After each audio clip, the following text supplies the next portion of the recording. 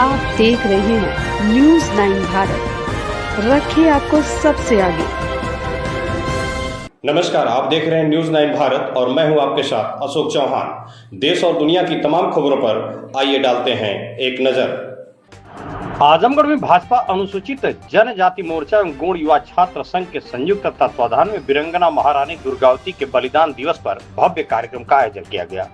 इस अवसर पर भाजपा कार्यालय से महारानी दुर्गावती की शोभा यात्रा निकाली गई, जो नगर के विभिन्न मार्गों से होते हुए उद्यान पार्क, डीएम कार्यालय क्षेत्र का भ्रमण कर पुनः भाजपा कार्यालय पहुंचकर संपन्न हुई। कार्यक्रम में मुख्य अतिथि अनुसूचित जाति एवं जनजाति आयोग के अध्यक्ष बैजनाथ रावत तथा विशिष्ट अतिथि भाजपा अनुसूचित जनजाति मोर्चा के प्रदेश महामंत्री मुन्ना खरवार एवं प्रदेश मंत्री सत्येंद्र गौड़ का पदाधिकारियों द्वारा भव्य स्वागत किया गया। कार्यक्रम के दौरान समाज की जनसंख्या एवं विभिन्न समस्याओं से अतिथियों को अवगत कराया गया, जिस पर बैजनाथ रावत ने समाज की समस्याओं के समाधान हेतु प्रभावी कार्रवाई का आश्वासन दिया। कार्यक्रम की अध्यक्षता भाजपा अनुसूचित जनजाति मोर्चा के जिलाध्यक्ष भीम प्रसाद गौड़ ने, जबकि गौड़ युवा छात्र संघ के जिलाध्यक्ष नंदलाल गौड़ ने आयोजन का संचालन किया। इस अवसर पर कुलदीप गौड़, पप्पू गौड़, दुर्गेश गौड़, सोनू गौड़, उदित नारायण गौड़, आनंद गौड़, काली प्रसाद गौड़, सहातम गौड़, संदीप गौड़, योगेश गौड़, विजय गौड़ स्वामी, लाल गौड़, इंद्रदेव गौड़, बजरंगी गौड़, हरिनाथ गौड़, जय हिंद गौड़, राकेश गौड़, राजन गौड़, मिंटू गौड़, देवेश गौड़, दिनेश गौड़, योगेंद्र गौड़ सहित महिला शक्ति टीम की जिलाध्यक्ष संजू गौड़, जिला प्रभारी गुंजा गौड़, सुमन गौड़, सुषमा गौड़, किरण गौड़, चंदा गौड़, रंजना गौड़, प्रीति गौड़, पिंकी गौड़ समेत बड़ी संख्या में गौड़ समाज एवं अनुसूचित जाति जनजाति समाज के लोग उपस्थित रहे।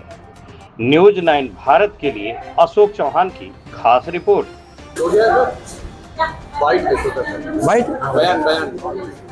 लोग बताओ बयान क्या कहेंगे? आज आप यहाँ आए हैं और यही रानी दुर्गावती जी के बलिदान दिवस पर जो कि गौड़ समाज के लोगों से मिले हैं, और क्या कहेंगे?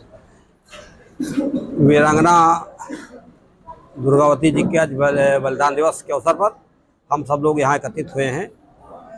वो एक महान वीरांगना थी जिन्होंने राष्ट्र की रक्षा के लिए देश के आतताइयों से लड़ी थी, और उन्हें उनके जीवन में बड़ा संघर्ष रहा। जीवन का अल्पायु में पति की मृत्यु और छोटे से बच्चे की परवरिश, उसके बाद देश को शासन को चला करके जिस तरह से मुगलों से उन्होंने मुकाबला किया और देश और अपने राज्य की रक्षा की, वो हमारे आज की महिलाओं के लिए अनुकरणीय है। हम उन्हें सशक्त नमन करते हैं। उनकी आज बलिदान दिवस, उनको हम श्रद्धांजलि अर्पित करते हैं।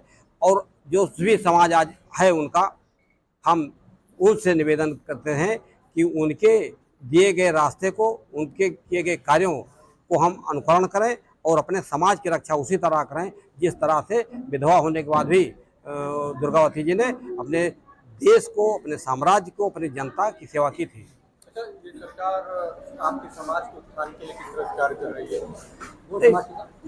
देखो, ये जनजाति में आते हैं और उत्तर प्रदेश सरकार और केंद्र सरकार ने मतलब वो धरती आबा भगवान बिरसा की जयंती मनाई थी और तमाम योजनाएं चलती हैं उनके लिए। उसमें गौड़ समाज भी है, सारा अनुसूचित जनजाति समाज है, तो तमाम योजनाएं के लिए चलाई और उसके लिए तमाम अधिकार भी दिए हैं। तो इस तरह से भारतीय जनता पार्टी की सरकार की योजनाएं जनजाति के विकास के लिए तमाम योजनाएं चला रहे हैं और उनकी सुरक्षा के लिए सब कुछ कर रहे हैं। लेकिन आजमगढ़ में जो गौड़ समाज है उसको अनुसूचित जनजाति प्रमाण पत्र से वंचित रखा जा रहा है काफी लंबे समय, इसको लेकर क्या कहना चाहेंगे आप? नहीं, उसमें वंचित कहा, जो संविधान बना बाबा साहब ने बनाया था और जो अनुसूचित जनजाति की श्रेणियों में डाला था, फिर जब विवाद हुआ तो उसको प्रमाणित करने के लिए उन्होंने 1353 से लेकर 59 तक फसली खेती में जो जातियां चिन्हित थी, क्योंकि ये मिलता जुलता गौड़ और गौड़ दो शब्द हैं, GOND और गौड़ समाज, तो उसके कारण कहीं कहीं विवाद है जहां नहीं बनते हैं। तो ये बात प्रमाणित हो जाए कि 1352-53 से 56-53 से लेकर 59 फसली में अगर जो जाति लिखी है उसको भी आधार माना कि किसी के साथ अन्याय न हो। तो अभी जो जनगणना चल रही है, कैसे लोगों को किसान मिल पाएगा? आजमगढ़ के जो आला अधिकारी है वो ये कहते हैं कि आजमगढ़ में गौड़ समाज है ही नहीं। नहीं, अब जो 1356 फसली की बात है। उस फसली में उनके नाम नहीं होंगे, इस आधार पर कहा होगा। बाकी गुण हैं, लिखे भी जाते हैं, तो उनकी जो वेरिफिकेशन हो जाता है तब चलता है। क्योंकि हमारे अब मुकदमे भी इस तरह के आयोग में इस तरह के जात के प्रमाण के मुकदमे भी हमारे पास आए। तो अधिकारियों से जवाब मिला कि बाबा साहब ने जो संविधान बनाया था उसमें जो लिखा था, जो परिभाषा, उस परिभाषा में जो लोग आते हैं, जैसे अनटचेबिलिटी है, अछूत, तो जो नहीं बन पा रहे, क्या उनका जीवन काल अछूत का रहा क्या? तो बाबा साहब के दिए गए संविधान के अनुसार उस कसौटी पर जो जातियाँ खड़ी होती उनके जाति प्रमाण पत्र बनते हैं। और कुछ अधिकारियों की अगर कोई लापरवाही है और संज्ञान में मामला आता तो हम लोग कार्रवाई भी करेंगे। आज आपके सामने जो इतनी संख्या में गौड़ समाज के लोग आए हैं, क्या इन लोगों के जो बढ़ सकते हैं? मतलब आपके सामने जो है कि इतने गौड़ समाज के लोग आए हैं, तो क्या ये लोग नहीं है गौड़ समाज के? हम क्यों कहते हैं, तो गौड़ समाज के ही हैं, तो गौड़ समाज के ही हैं। और गौड़ समाज के उनका जाति प्रमाण पत्र बनता है। अब जिनका नहीं बनता, गौड़ के हैं और नहीं बनता, तो अब एप्लीकेशन देंगे और उसकी जांच हो जाएगी। कभी जात की जनगणना हो रही थी, तो उसमें जो अधिकारी कर्मचारी जा रहे थे वो जो कि इन लोगों को अन्न में डाल रहे थे।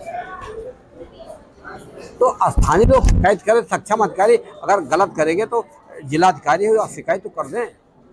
आपकी तरफ से कुछ तो जब हमारे संज्ञान में आएगा तो हम भी संज्ञान लेंगे। हमको अगर कोई लिखे थे कि मैं इस जात का हूँ और 1356 फसली में हमारा ये नाम है और ये गलत कर रहे हैं, तो हम लोग कार्रवाई करा देंगे। अभी तो हो रही है कि हो रही थी, हाँ अभी चालू है। अभी अधिकारी लोग बोले कि यहाँ पे मतलब ऊपर से आदेश है जनगणना में एसटी नहीं डालना। अब गाइडलाइन देखना पड़ेगा, अनुसूचित जाति है तो गाइडलाइन देखना पड़ेगा।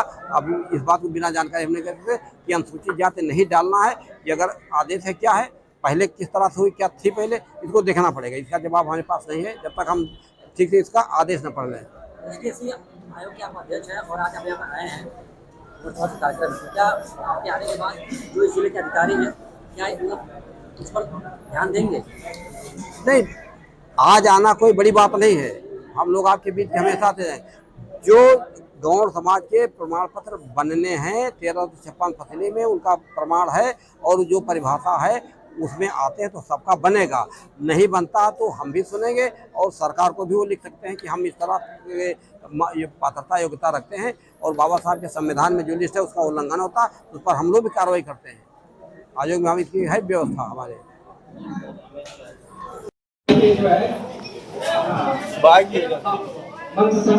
यहाँ खबरों का सिलसिला कभी नहीं थमता, सिर्फ और सिर्फ बने रहिए न्यूज़ 9 भारत पर। अब चाहूंगा इजाजत, नमस्कार।